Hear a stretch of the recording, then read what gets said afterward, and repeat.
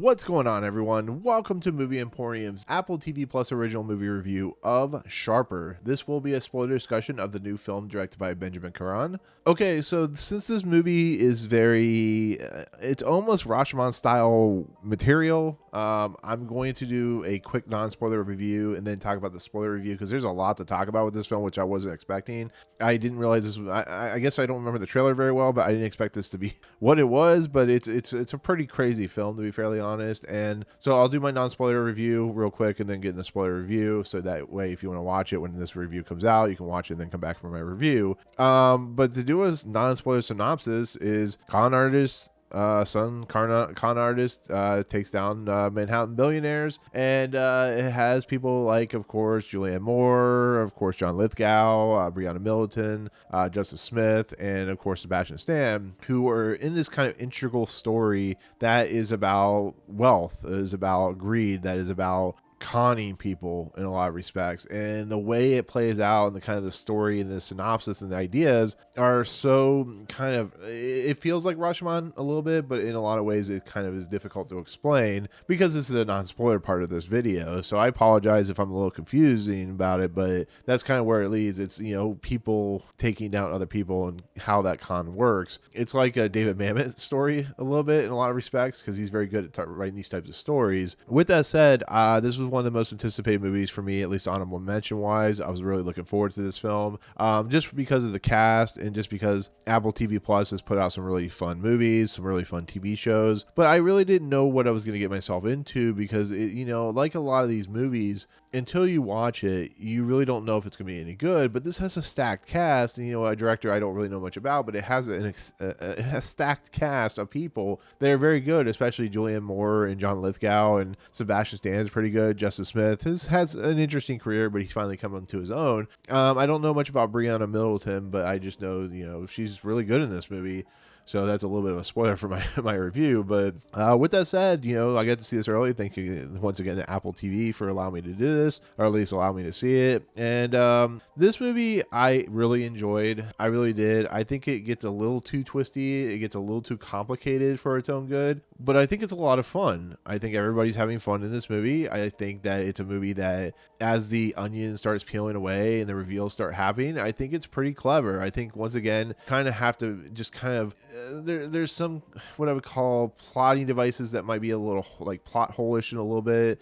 I think it does try to balance, and it does kind of it's doing the balance thing is doing a little bit to one side, and I think that could be a problem for some people if they're trying to understand. That's why I'm doing a spoiler review, which once again I did not expect to have to do this, because I do spoiler reviews for the simple fact that I want to get out what I think about the movie, but I can't talk about with people wanting to see this movie. It's that unfortunate material. But with that said, I really enjoy what these characters are doing. I really enjoy that you get a significant amount of time with each character. This is like a 2-hour movie, so you get a lot of time with Justice Smith's character. You get a lot of time with Briana Middleton's character, who I think does a really nice job in this movie. I think is really interesting. You get a lot of time with Sebastian Stan, and you get a lot of time with Julianne Moore and John Lithgow in the limited amount of time he's in this movie. Everybody gets their moment to shine, and I think they do I think the director and the writers and the cast and crew do a very good job of giving these characters just a little bit of, push forward, a little bit of material that allows these characters to be developed really well. And when you see how the story plays out and how it's eventually concluded, you really understand that these characters are very well written. You just don't get all the pieces at once, which is really nice. This would be like, an 8-episode TV series where each character gets their own story. It's like that's actually a good point. If this had been a TV show, I think it would have been more successful, to be fairly honest, but instead it's like a 2-hour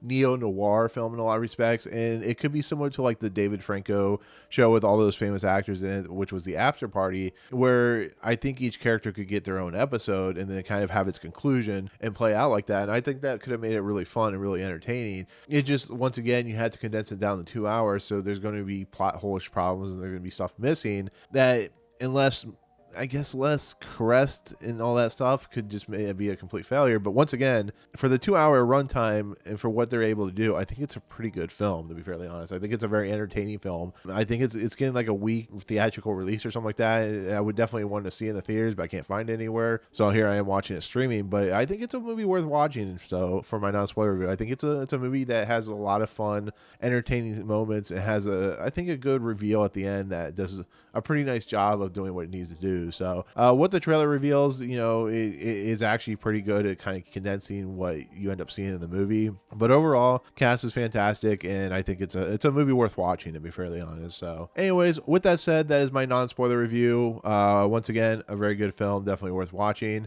With that said, if you decide to stop here and watch the film, come back, definitely watch my spoiler review. But with that said, thank you so much for watching my non-spoiler review, and let's head into spoilers. Okay, so when I said this is kind of like Rashomon, but not like Rashomon. Rashomon, of course, is it's a very interesting story that Akira Kurosawa put together, just kind of how he positions everything, positions the different stories, how they piece together and all that stuff. The reason it's not entirely like Rashomon is just in the simple fact that what it does is it focuses on like a particular set of characters. For instance, the first part of this movie is Justice Smith and Briana Middleton.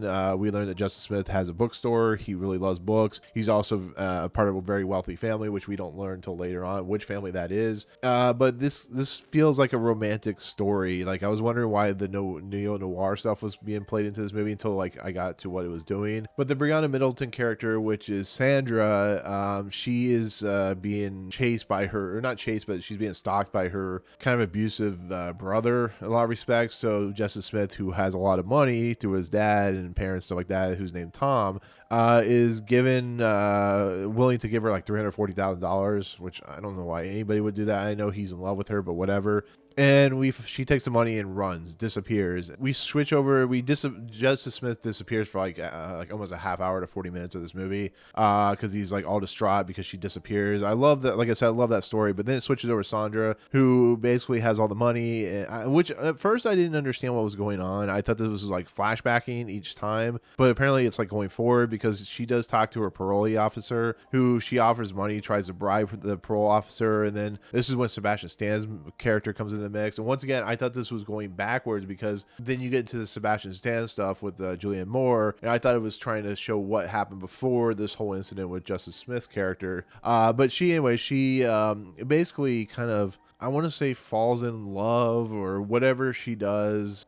She basically she tries to bribe the parole officer. Sebastian Stan's at the bar. He basically allows the parole officer to walk away so that Sandra can do what she needs to do. Sandra and of course the Sebastian Stan character of Max basically develop a relationship, and he teaches her how to con people. So we find out Sebastian Stan's Max character is a con artist, and then basically they con a billionaire. There's a relationship there. It's very interesting how it plays out, but at some point this relationship just kind of flashes over to Max's character, and we learn about Max, about how his mother, we will get to that in a second, is played by Julianne Moore. She is, of course, dating, has a relationship with John Lithgow, who's a billionaire, and he is trying to con, the John Lithgow character out of money, the Max character, the Sebastian Stan character. And so that whole incident's happening. He comes in, he's drunk, he's doing all these ploys and stuff like that. And he does something with, I think it's Izzy or Tizzy or whatever his name is, where he plays off like,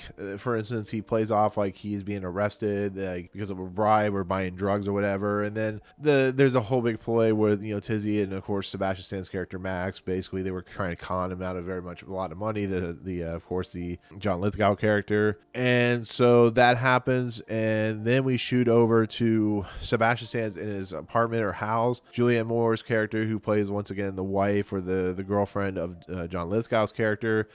She once again, we think the mother. She comes in and she puts a big old kiss on Sebastian Stan. We find out they are conning the John Lithgow character out of money or whatever. John Lithgow's character, of course, is dying. So they're basically trying to take his money. They're trying to gold dig his money, con his money. They're basically con artists, both of them. They're in love with one another. In the process of everything, they are able to be successful, and or at least not successful, but they're able to basically, what ends up happening is, Jennifer, the Julianne Moore character, decides she's going to marry John Lithgow's character. Basically, Sebastian Stan's character has to go on the run. That's when the whole idea with Sandra's character and stuff like that. And we also learn in the process of everything that Tom's character, the Justice Smith character, is of course the son of the John Lithgow character. So that's a whole big thing. And like I said, this is a very twisty, very crazy movie. And then on top of everything, John Lithgow dies.